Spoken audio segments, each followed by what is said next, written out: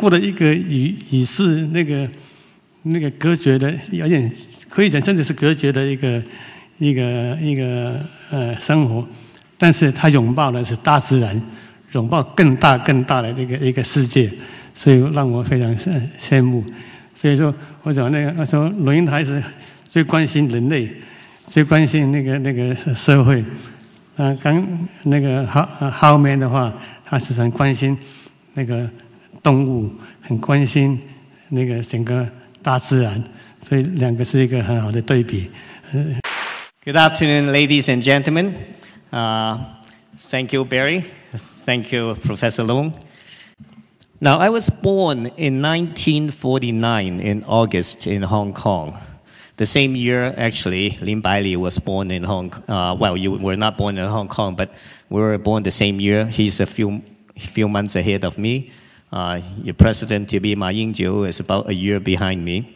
And I was a small boy growing up, the only boy in the family with two sisters. So I'm used to growing up among girls and dolls around me, and with little male toys. And that's my mother and my two elder sisters, both of them in America now. Soon thereafter, I went to America. This is when I was at the Hong Kong airport, my parents seeing me off. My father expected me to go into sciences, and I was actually applying into chemistry. But as soon as I get out of sight, and I landed in America, I found out I don't need to be dressed so cleanly. But backtracking, before I went on my South American expedition, I took my first trip into mainland China. Growing up in a Catholic school in Hong Kong, we know very little about China. The history that we get to study barely ends before the Opium War of 1941. So it was in America when I realized what it felt like to be a minority, let alone finding out about my own heritage, being Chinese, and Chinese culture and history. Earlier the film said, I flunk geography all the time. I'm more inclined to make geography than to study geography. So I started putting my first foot into mainland China in 1974, at the tail end of the Cultural Revolution.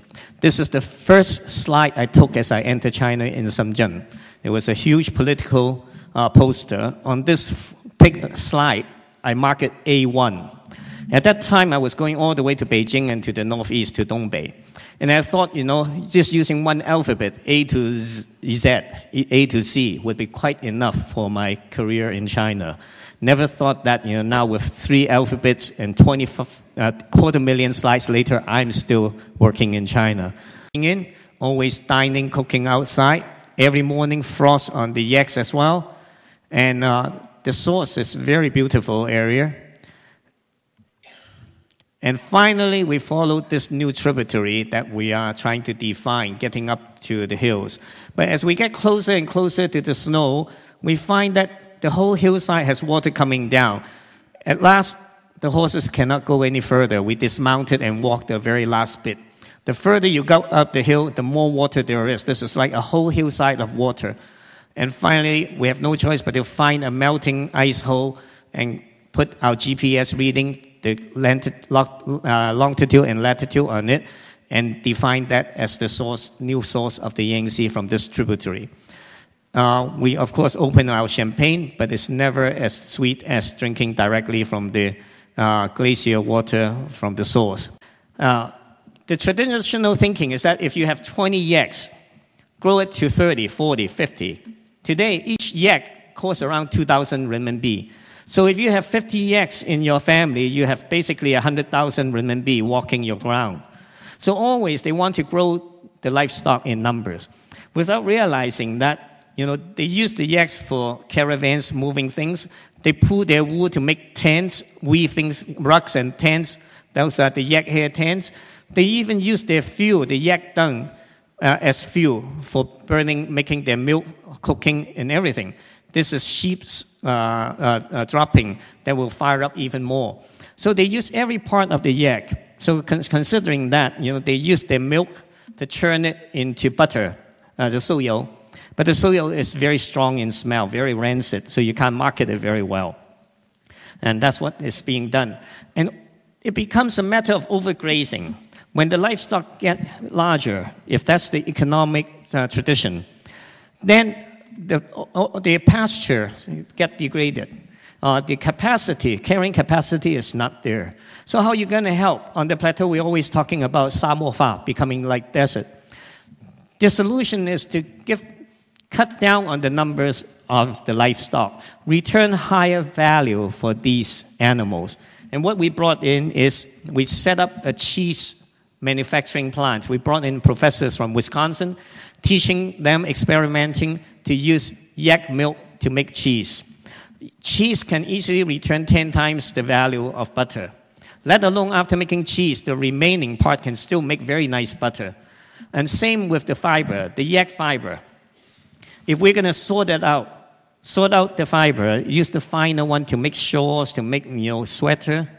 Now, one of the social enterprise group working with us can make yak shawl and sell it in America at Neiman Marcus for $900 US each. For a nomad who wants to sell the meat, you can raise the yak to be 10 years old, but you're wasting 8 years of grazing.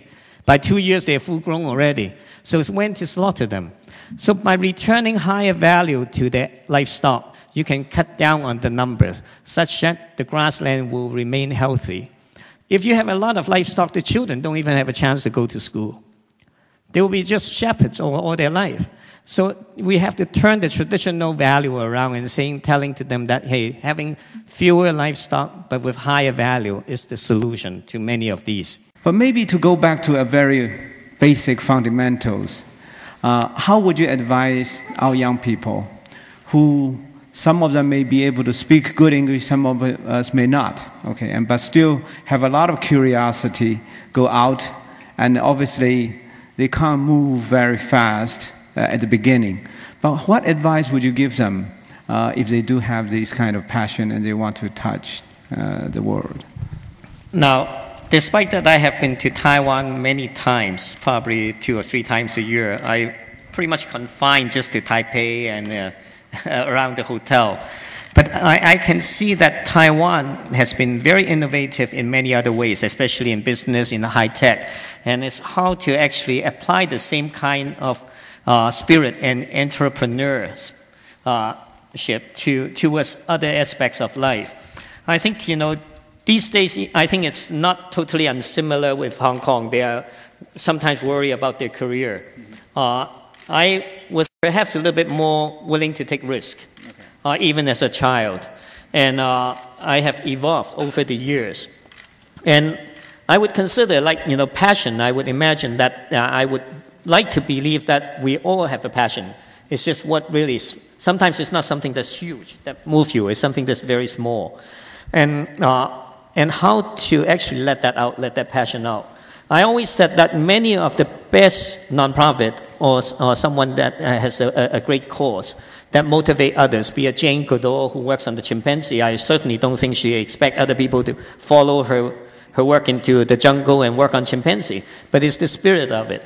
So I would tend to say that anyone who finds something that really moves them and dedicate themselves to it will find something very meaningful. It will be much harder perhaps to teach someone who manages, a good manager, to be passionate than to teach someone who's passionate to learn how to manage things. So I think certainly the passion is here already, is how to tap at it. Are we only going to put our energy and resources within Taiwan, or do we feel Taiwan is already educated and affluent enough that we have to move beyond the island and move out? In Singapore, they're so tiny, they have no chance except to look out. So you find Singaporean all over the world now. First in business, later on in also other spheres too. Want to say that how thankful I am to be able to address a wonderful young group here. And basically, we're all aging, and I think certainly the future is in your hands. Barry earlier talked about succession, and I think if my lecture today can inspire any one of you to pursue your own dreams, I would have considered that we have many successes.